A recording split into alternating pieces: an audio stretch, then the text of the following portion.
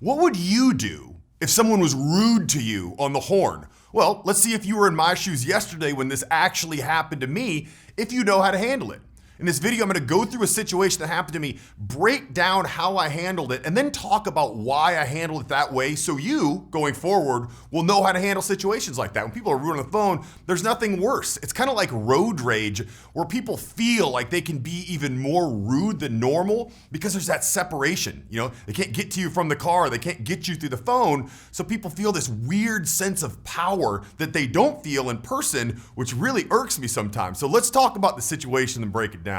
So I was getting some things printed out, and I was calling a store that had a specific photo and print department. When the guy answered the phone, he was already kind of rude, just a disinterested tone of voice, almost like it was a bother for me to be calling him. "Can I help you?" And I said, "Hey, yeah, can you tell me, is this the photo department?" Pause. "Can I help you?" How would you respond? What's he actually communicating by not answering your question and just repeating himself? Let's look at it from a very ground fundamental standpoint. He's saying, your value isn't even high enough for me to answer your question. I'm just going to ignore you. I don't even feel it necessary to acknowledge the fact that you asked a question. I'm just going to repeat myself and act like I'm annoyed. And 90% of the time, what are people going to do? Fall into his frame. Oh yeah. I'm sorry. I just wanted to know if I could print something here, right? No, you're communicating. Your value is down here. You need to set standards for the way that you accept people to treat you, because that impacts your subconscious. It becomes a very self-fulfilling prophecy. So all I said, repeated myself again. Yes. Is this the photo department? So he says, "Hey, can I help you?" "Yeah, you can help me. Is this the photo department?" He can tell from my tone of voice that I'm not messing around. I'm not playing his game. You need to answer my question. I've asked it twice. You can tell my tone of voice. And then, of course, he buys into that frame.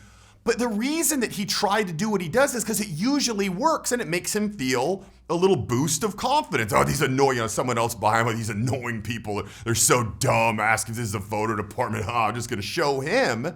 I get it. People cling to any kind of power they can have in their lives because most people live incredibly unpowerful lives and they don't have an impact on anything.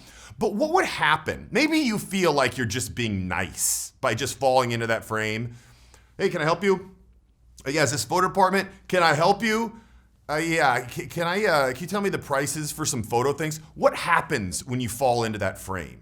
Your self-conscious, your subcommunicative brain in the back of your brain is always watching you, right? It's always observing what you do. That's why it's always so powerful. People say, when you're by yourself, what you do is the most important thing. A lot of people think, oh, nobody's watching. It doesn't really matter. So not true. The most important component of your self-confidence is how you think about yourself. So when you let things like that happen and you let the standard of the way that people treat you drop and go down, your subconscious feels your value going down, and then it becomes a self-fulfilling prophecy because your tone of voice, you do that 10 times in a row and you finally do try to stand up for yourself. "Oh yeah, I just wanted to know, is this the photo department?" They're gonna bulldoze over you because your self-confidence and your self-worth and your internal self-value has gone down. So we need to stand up for ourselves in those times. A lot of people would think that's polite just to go along with it. It's not polite. And it's not rude to confront someone who is being rude to you. This is a small example of something that when you can get this kind of mindset fixed, let's say you are the kind of person who previously would just go along with that frame.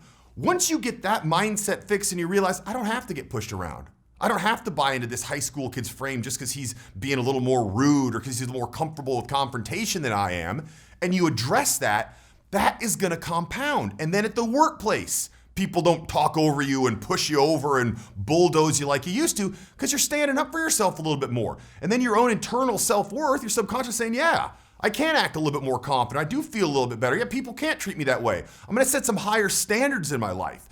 It may seem like a small thing to stand up to somebody who's being rude to you on your phone, but it's all or nothing. Do you see what I mean? It's binary. Either you have standards for yourself and you don't accept that and you don't accept anything else, or you don't. So I'd really encourage you, if that makes you a little bit uncomfortable to think about doing something like that, start with those small steps and watch how it builds that internal self-confidence that's gonna snowball into some more different things. And this is a very specific example of how to build social confidence. If you're interested in really getting the ball rolling and getting to 100% on your social skill, so you can feel confident at the workplace and feel confident in things like this, where you're out in public, understand what's going on, I've got a program called the Social Invincibility Program that's gonna go through a whole slew of things, everything combined into one, that's gonna show you how to get a nice baseline understanding of social skill that most people don't understand. So it enables you to operate much more smoothly and understand what's really going on behind the scenes of interaction, so you can always make the right move. So you can touch or click up here if you want to check that out. Now, if you haven't seen this video right here, highly suggest you click here to watch it. If you haven't subscribed to the channel, click here to do so. I'll talk to you soon. Hey, it's Barron. Welcome to the Charisma Matrix. Listen, I don't care if you were born with no charisma or feel like you're awkward socially, because it doesn't matter. Here on this channel, I'm going to teach you all the advanced social skills that you need to get